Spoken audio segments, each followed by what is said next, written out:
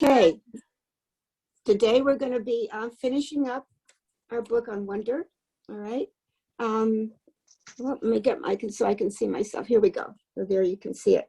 This will be reading the last chapters. And I just want to do a short recap. Remember when we left, Augie's father had driven him to the school, even though it was a walk away. It wasn't too far. But Augie had his new shoes on. And you remember that Augie's dad confessed that he's the one that took the astronaut helmet and got rid of it. And Augie's mother had looked for a week, and Augie was so sad.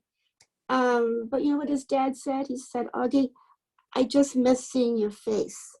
So Augie forgave his dad, and all was well. And then Jack came to the window of the car, and Augie got out, and they walked to the auditorium, and they were very early. So that's where we're leaving off, on the very final pages of our book. Take your seats, everyone. Jack and I walked right behind a couple of sixth graders into the building and then followed them to the auditorium. Mrs. G was at the entrance handing out the programs and telling kids where to go. Fifth graders down the aisle to the left, she said. Sixth graders, go to the right. Everyone come in, come in. Good morning, go to your staging areas. Fifth graders to the left, sixth grade to the right.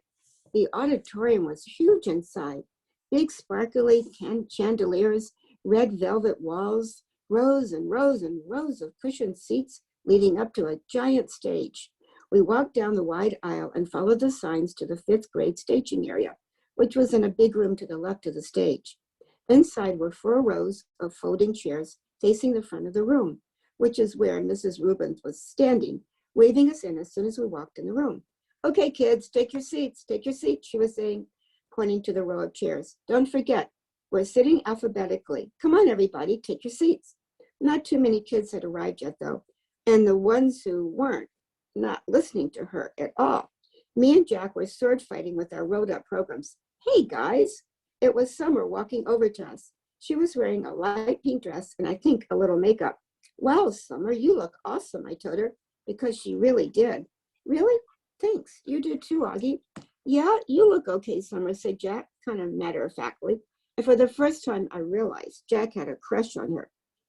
This is so exciting, isn't it, said Summer. Yeah, kind of, I answered, nodding. Oh, man, look at this program, said Jack, scratching his forehead. We're going to be here all freaking day. I looked at my program. Headmaster's opening remarks, Dr. Harold Jansen. Middle school director's address, Mr. Lawrence Tushman.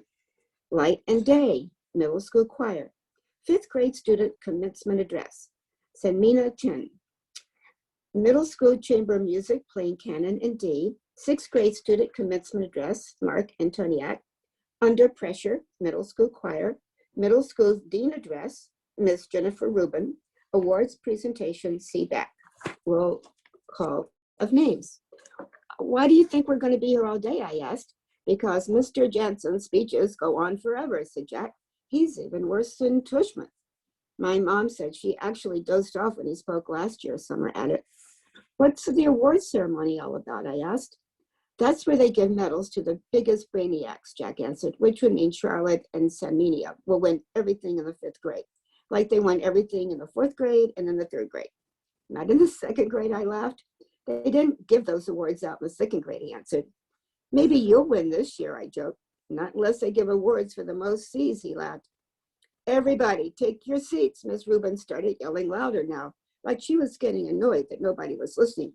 We have a lot to get through, so take your seats. Don't forget you're sitting in alphabetical order. A through G is the first row. H through N is the second row. O through Q is the third row. R through Z is the last row. Let's go, people. We should go sit down, said Summer, walking towards the front section. You guys are definitely coming over to my house after this, right? I called after her. Definitely, she said, taking her seat next to Sanmania Chen. When did summer get so hot? Jack murmured in my ear. Shut up, too, I said, laughing, as we headed towards the 3rd row. Seriously, when did that happen? He whispered, taking the seat next to mine. Mr. Will, Miss Rubin shouted. Last time I checked, W came between R and Z. Yes? Jack looked at her blankly. Dude, you're on the wrong road, I said. I am? And the face he made as he got up to leave, which was a mixture of looking completely confused and looking like he just played a joke on someone, totally cracked me up. Next chapter, a simple thing. About an hour later, we were all seated in the giant auditorium waiting for Mr. Tushman to give his middle school address. The auditorium was even bigger than I imagined it would be, bigger even than the one at Via's school. I looked around and there must have been 1 million people in the audience. Okay, maybe not 1 million, but definitely a lot. Thank you, Headmaster Johnson, for those very kind words of introduction, said Mr. Tushman, standing behind the podium on the stage as he talked into the microphone. Welcome, my fellow teachers and members of the faculty. Welcome, parents and grandparents, friends and honored guests, and most especially, welcome to my 5th and 6th grade students. Welcome to the Beecher Middle School graduation ceremonies. Everybody applauded. Every year, continued Mr. Tushman, reading from his notes with his reading glasses way down on the tips of his nose, I am charged with writing 2 commencement addresses, one for the 5th and 6th grade graduation ceremony today, and one for the 7th and 8th grade ceremony that will take place tomorrow. And every year I say to myself, let me cut down on my work and write just one address that I can use for both situations. Seems like it shouldn't be such a hard thing to do, right? And yet, each year, I still end up with 2 different speeches, no matter what my intentions. And I finally figured out why this year. It's not, as you might assume, simply because tomorrow I'll be talking to an older crowd with a middle school experience that is largely behind them, whereas your middle school experience is largely in front of you. No, I think it has to do more with this particular age that you are right now, this particular moment in your lives that even after 20 years of my being around students this age still moves me, because you're at the cusp, kids. You're at the edge between childhood and everything that comes after. You're in transition. We are all gathered here today, Mr. Tushman continued, taking off his glasses and using them to point at all of us in the audience, all of your families, friends, and teachers, to celebrate not only your achievements of this past year, Beecher middle schoolers, but your endless possibilities. When you reflect on this past year, I want you all to look at where you are now and where have you been. You've all gotten a little taller, a little stronger, a little smaller, I hope. Here's some people in the audience chuckle. But the best way to measure how much you've grown isn't by inches or the number of laps you can now run around the track, or even your grade point average. Those things are very important, to be sure. It's what you've done with your time, how you've chosen to spend your days, and whom you have touched this year. That, to me, is the greatest measure of success. There's a wonderful line in a book by J.M. Barrie, and no, it's not Peter Pan. And I'm not going to ask you to clap if you believe in fairies. And here, everybody laughed again. But in another book by J.M. Barrie called The Little White Bird, he writes, he started flipping through a small book on the podium until he found the page he was looking for, and then he put on his reading glasses. Shall we make a new rule of life, always to try to be a little kinder than is necessary? Here, Mr. Tushman looked up at the audience. Kinder than is necessary, he repeated. What a marvelous line, isn't it? Kinder than is necessary. Because it's not enough to be kind. One should be kinder than needed. Well, I love that line, that concept, is that it reminds me that we carry with us as human beings, not just the capacity to be kind, but the very choice of kindness. And what does that mean? How is that measured? You can't use a yardstick. It's like I was saying just before. It's not like measuring how much you've grown in a year. It's not exactly quantifiable, is it? How do we know we've been kind? What is being kind anyway? He put on his reading glasses again and started flipping through another small book. There's another passage in a different book I'd like to share with you. If you bear with me while I try to find it. Oh, here we go. It's Under the Eye of the Clock by Christopher Nolan. The main character is a young man who is facing some extraordinary challenges. There's this one part where someone helps him, a kid in his class. On the surface, it's a small gesture, but to this young man, his name is Joseph, it's, well, if you'll permit me, he cleared his throat and read from the book. It was at moments such as these that Joseph recognized the face of God in human form. It glimmered in their kindness to him. It glowed in their keenness. It hinted in their caring. Indeed, it caressed in their gaze. He paused and took off his reading glasses again. It glimmered in their kindness to him, he repeated, smiling. Such a simple thing, kindness. Such a simple thing. A nice word of encouragement given when needed, an act of friendship, a passing smile. He closed the book and put it down and leaned forward on the podium. Children, what I want to impart to you today is an understanding of the value of the simple thing called kindness. And that's all I want to leave you with today. I know I'm kind of infamous for my verbosity, and here everybody laughed again. I guess he knew he was known for his long speeches. But what I want you, my students, to take away from your middle-age experience, he continued, is the sure knowledge that in the future you make for yourselves, anything is possible. If every single person in this room made it a rule that wherever you are, whenever you can, you will try to act a little kinder than is necessary, the world really would be a better place. And if you do this, if you act just a little kinder than is necessary, someone else, somewhere, someday, may recognize in you, in every single one of you, the face of God. He paused and shrugged, or whatever politically correct spiritual representation of universal goodness you happen to believe in, he added quickly, smiling, which got him a lot of laughs and loads of applause, especially from the back of the auditorium where the parents were sitting. The awards. I like Mr. Tushman's speech, but I have to admit, I kind of zoned out a little during some of the other speeches. I tuned in again as Ms. Rubin started reading off the names of the kids who made it on the high honor roll, because we were supposed to stand up when our names were called. So I waited and listened for my name as she went down the list alphabetically. Reed Kinsley, Maya Maraski, August Pullman. I stood up. Then when she finished reading off the names, she asked us all to face the audience, take a bow, and everyone applauded. I had no idea where in that huge crowd my parents might be sitting. All I could see were the flashes of light from people taking photos and parents waving at their kids. I pictured Mom waving at me from somewhere, even though I couldn't see her. Then Mr. Tushman came back to the podium to present the medals for academic excellence. And Jack was right. Sanmina Chen won the gold medal for overall academic excellence in the 5th grade. Charlotte won the silver, and Charlotte also won a gold medal for music. Amos won the medal for overall excellence in sports, which I was really happy about because ever since a nature retreat, I considered Amos to be like one of my best friends in school.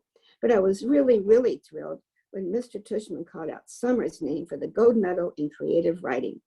I saw Summer put her hand over her mouth when her name was called.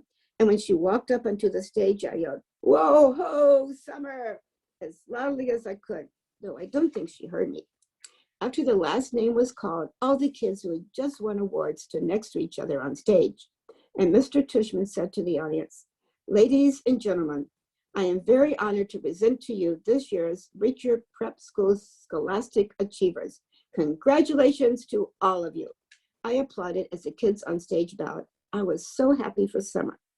"The final award this morning," said Mr. Tushman, after the kids on stage had returned to their seats, "is the Henry Ward Beecher Medal to honor students who have been notable or exemplary in certain areas throughout the school year. Typically, this medal has been our way of acknowledging volunteerism or service to the school. I immediately figured that Charlotte would get this medal because she organized the coat drive this year, so I kind of zoned out a bit again. I looked at my watch, 10:56. I was getting hungry for lunch already. Henry Ward Beecher was, of course, the 19th century abolitionist, the furry summertizer for human rights, after whom the school was named, Mr. Tushman was saying. And then I started paying attention again. While reading up on his life in preparation for this award, I came upon a passage that he wrote that seemed particularly consistent with the themes I touched on earlier, themes I've been ruminating on through all this year. Not just the nature of kindness, but the nature of one's kindness, the power of one's friendship, the test of one's character, the strength of one's courage. And here, the weirdest thing happened. Mr. Tushman's voice cracked a bit, like he got all choked up. He actually cleared his throat and took a big glass of water. I started paying attention, for real now, to what he was saying. The strength of one's courage, he repeated quietly, nodding and smiling. He held up his right hand like he was counting off. Courage, kindness, friendship, character. These are the qualities that define us as human beings and propel us on occasion to greatness. And this is what the Henry Ward Beecher Medal is about, recognizing greatness. But how do we do that? How do we measure something like greatness? Again, there's no yardstick for that kind of thing. How do we even define it? Well, Beecher actually had an answer for that. He put his reading glasses on again, leafed through a book and started to read. Greatness, wrote Beecher, lies not in being strong, but in the right using of strength. He is the greatest whose strength carries up the most hearts. And again, out of the blue, he got all choked up. He put his 2 index fingers over his mouth for a second before continuing. He is the greatest, he finally continued, whose strength carries up the most hearts by the attraction of his own. Without further ado, this year I am very proud to award the Henry Ward Beecher Medal to the student whose quiet strength has carried up the most hearts. So will August Pullman please come up here to receive this award? People started applauding before Mr. Tishman's words actually registered in my brain. I heard Maya, who was next to me, give a little happy scream when she heard my name. And Miles was on the other side of me, patted my back. Stand up, get up, said the kids all around me. And I felt lots of hands pushing me upward out of my seat, guiding me to the edge of the row, patting my back, high-fiving me. Way to go, Augie. Nice going, Augie. I even started hearing my name being chanted. Augie, Augie, Augie. I looked back and saw Jack leading the chant, fist in the air, smiling and signaling for me to keep going. And Amos shouting to his hand, whoa, ho, little dude. Then I saw Summer smiling as I walked past her row. And when she saw me look at her, she gave me a secret little thumbs up and mouthed a silent cool beans to me. I laughed and shook my head like I couldn't believe it. I really couldn't believe it. I think I was smiling. Maybe I was beaming. I don't know. As I walked up the aisle towards the stage, all I saw was a blur of happy, bright faces looking at me and hands clapping for me. And I heard people yelling things out at me. You deserve it, Augie. Good for you, Augie. I saw all my teachers in the aisle seats, Mr. Brown and Mrs. Petosa and Mr. Roach and Mrs. and Tabby and Nurse Molly and all the others, and they were cheering for me, woo-hooing and whistling. I felt like I was floating. It was so weird, like the sun was shining full force on my face and the wind was blowing.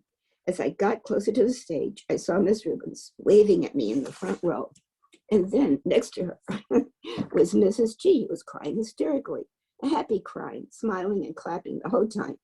And as I walked up the steps to the stage, the most amazing thing happened. Everybody started standing up. Not just the front rows, but the whole audience suddenly got to their feet, whooping, hollering, clapping like crazy. It was a standing ovation for me. I walked across the stage to Mr. Tishman, who shook my hand with both his hands and whispered in my ear, well done, Augie. And then he placed a gold medal over my head, just like they do in the Olympics, and had me turn to face the audience. It felt like I was watching myself in a movie almost, like I was someone else. It was like that last scene in Star Wars Episode 4, A New Hope, when Luke Skywalker, Han Solo, and Chewbacca are being applauded for destroying the Death Star. I could almost hear the Star Wars theme music playing in my head as I stood on the stage. I wasn't even sure why I was getting this medal, really. No, that's not true. I knew why. It's like people you see sometimes, and you can't imagine what it would be like to be that person, whether it's somebody in a wheelchair or somebody who can't talk. Only I know that I'm that person to other people, maybe to every single person in that whole auditorium. To me, though, I'm just me, an ordinary kid. But hey, if they want to give me a medal for being me, that's okay. I'll take it. I didn't destroy a Death Star or anything like that, but I did just get through 5th grade. And that's not easy, even if you're not me. Pictures. Afterwards, there was a reception for the 5th and 6th graders under a huge white tent in the back of the school. All the kids found their parents, and I didn't mind at all when Mom and Dad hugged me like crazy, or when Via wrapped her arms around me and swung me left and right about 20 times. And then Papa and Tata hugged me, and Aunt Kate and Uncle Poe and Uncle Ben, everybody kind of teary-eyed and wet-cheeked. But Miranda was the funniest. She was crying more than anyone and squeezed me so tight that Via had to practically pry her off of me, which made both of them laugh. Everyone started taking pictures of me and pulling out their flips, and then Dad got me, Summer, and Jack together for a group shot. We put our arms around each other's shoulders, and for the first time I can remember, I wasn't even thinking about my face. I just was smiling a big, fat, happy smile for all the different cameras clicking away at me. Flash, flash, click, click, smiling away as Jack's parents and Summer's mom started clicking. Then Reed and Maya came over, flash, flash, click, click. And then Charlotte came over and asked if she could take a picture with us. And we were like, sure, of course. And then Charlotte's parents were snapping away at our little group along with everyone else's parents.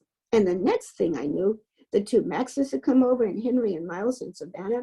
Then Amos came over and Saminda. And we were all in this big tight huddle as parents clicked away like we were on a red carpet somewhere. Luca, Isaiah, Nino, Pablo, Tristan, and Ellie. I lost track who else came over. Everybody practically. All I knew for sure is that we were all laughing and squeezing in tight against each other. And no one seemed to care if it was my face that was next to theirs or not. In fact, and I don't mean to brag here, but it kind of felt like everybody wanted to get close to me. The walk home. We walked to our house for cake and ice cream after the reception. Jack and his parents and his little brother, Jamie, Summer and her mother, Uncle Poe and Aunt Kate, Uncle Ben, Tata and Papa, Justin, Via, Miranda, Mom and Dad.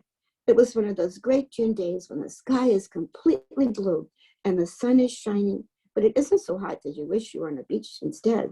It was just a perfect day. Everyone was happy. I still felt like I was floating, the Star Wars hero music in my head. I walked with Summer and Jack, and we just couldn't stop cracking up. Everything made us laugh. We were in that giggly kind of mood where all someone has to do is look at you and you start laughing. I heard Dad's voice up ahead and looked up. He was telling everyone a funny story as they walked around down Amsterdam Avenue. The grown-ups were all laughing too. It was like Mom always said, Dad could be a comedian. I noticed Mom wasn't walking with a group of grown-ups, so I looked behind me. She was hanging back a little, smiling to herself, like she was thinking of something sweet. She seemed happy. I took a few steps back and surprised her by hugging her as she walked. She put her arm around me and gave me a squeeze. Thank you for making me go to school, I said quietly. She hugged me close and leaned down and kissed the top of my head. Thank you, Augie, she answered softly. For what? For everything you've given us, she said, for coming into our lives, for being you. She bent down and whispered in my ear, you really are a wonder, Augie. You are a wonder. Okay, that is the end of our book. But in our family, when we get together in the summer, we celebrate with a piñata party. You can see that piñata there. Okay, so I thought with all of my friends here around me, and we have been through this experience together, we would do something with the piñata. But instead of candy, I'm going to toss in all this confetti. You see it? There it comes. And I'll string it out again. Oh, here we go. There we are. Okay. So even though we're not together physically, we came together to celebrate. And I wanted to ask your help. I wanted to write the lady that wrote this book, the woman, okay, R.J. Palatzko, if I would like to tell her our thoughts about the book. And so if you want to share with me if anything that you can think of, if Laura would unmute us now, and you could give me some ideas of what I could write to our author. I will do that. Okay. I got something to say. You got something to say, Kate? Okay, I'm going to put your name.